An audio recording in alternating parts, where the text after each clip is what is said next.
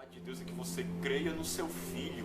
Então, o culto, para ser agradável a Deus, tem que ser em espírito e em verdade. Porque o que Deus mais quer neste mundo é salvar pessoas. Será que você tem andado como um cristão de verdade? Não existe nada que a gente faça que possa comprar a salvação, porque Jesus já conquistou ela na cruz por nós. E depois que Deus ouve, acontece o quê? Deus age. Deus não apenas ouve, irmãos, mas Deus age. Deus mesmo intervém na situação. É o que a gente vai ver a partir do versículo 8. Enquanto a gente não clama a Deus, a gente está lutando com as nossas forças. Está tentando vencer com a nossa sabedoria e com a nossa força. Mas no momento que a gente clama a Deus, que a gente invoca o Senhor, a partir daquele momento, a luta não é mais nossa. A luta passa a ser de Deus.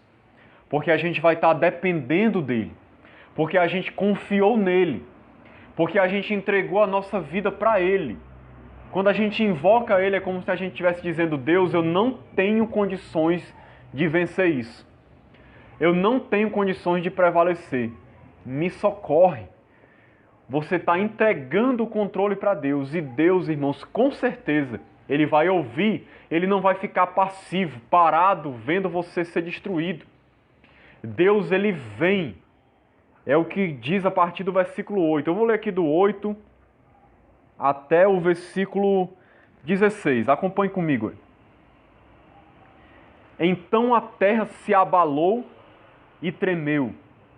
Vacilaram também os fundamentos dos céus e se estremeceram, porque ele se indignou. Veja só, o agir de Deus é retratado trazendo um terremoto. Isso aqui é uma linguagem figurada, não significa que isso aconteceu literalmente, mas é uma linguagem que descreve o que acontece quando Deus age.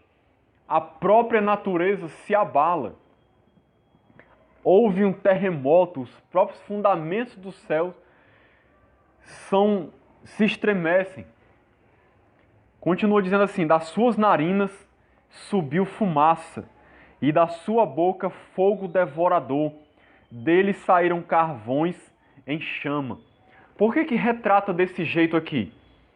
Quando fala das suas narinas saindo fumaça, da sua boca fogo, carvões, é uma maneira de retratar Deus como um Deus que está irado, como um Deus que está revoltado, que está indignado. Às vezes as pessoas não conseguem imaginar Deus desse jeito, mas Deus, ele se ira. E contra o que é que Deus está irado aqui? Contra o seu inimigo.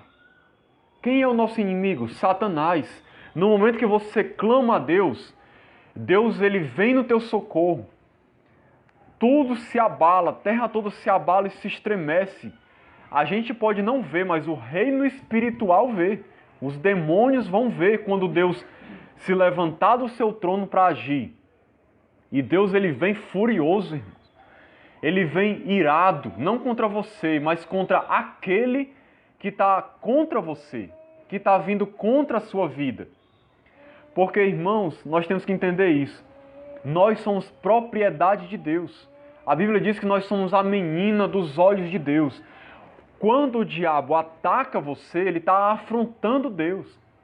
Quando você clama por Deus, Deus vem irado em teu socorro contra Satanás. Porque o diabo está mexendo contra alguém que é filho dele. E ele não tem esse direito, ele não tem esse poder de destruir a sua vida. Então toda vez que ele afronta você, ele está afrontando Deus. E quando você clama, Deus vem irado em teu socorro.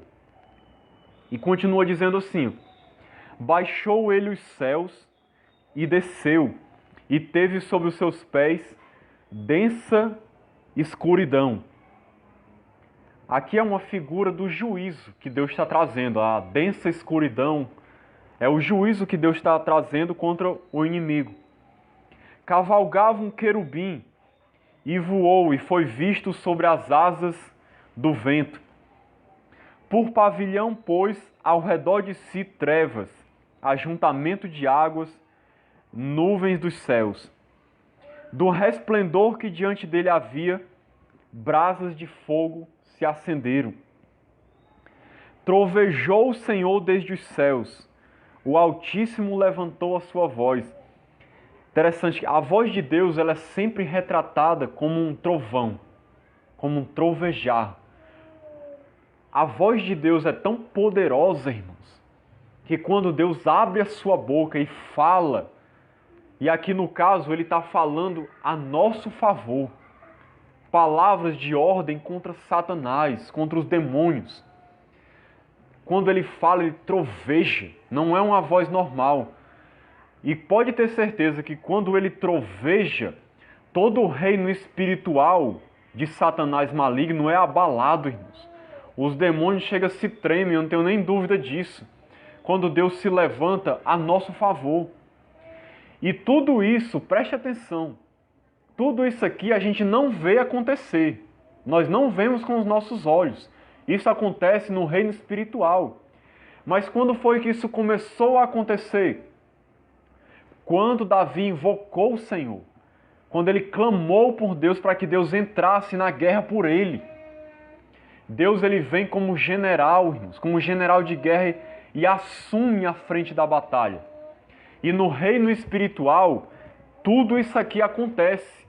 A gente não está vendo, mas Deus e os seus anjos estão batalhando por nós. E ele continua dizendo, despediu setas e espalhou os meus inimigos e raios e os desbaratou. Então se viu o leito das águas e se descobriram os fundamentos do mundo pela repreensão do Senhor, pelo iroso resfolgar das suas narinas. Ou seja, Deus vem e ele completa o seu agir, ele espalha os nossos inimigos. Deus, quando ele vem, ele desbarata os inimigos, ele dispersa os inimigos. Sabe, irmãos, não importa, pode ter uma casta de demônio tentando te derrubar, tentando te destruir, agindo contra você. Quando Deus envia o seu socorro, o diabo a única opção que resta para ele com os seus demônios é se dispersar, é fugir, sabendo que ele não tem chance nenhuma de prevalecer. Isso é o que acontece no reino espiritual, irmãos. Agora, às vezes nós não cremos nessas coisas. Por isso que às vezes a gente vive uma vida tão atormentada. Porque a gente não conhece o nosso Deus. Às vezes a gente não conhece quem é Deus e como é o seu agir. E a gente não invoca o Senhor. A gente não confia que Deus vai fazer realmente a diferença. Que Deus vai fazer algo maravilhoso.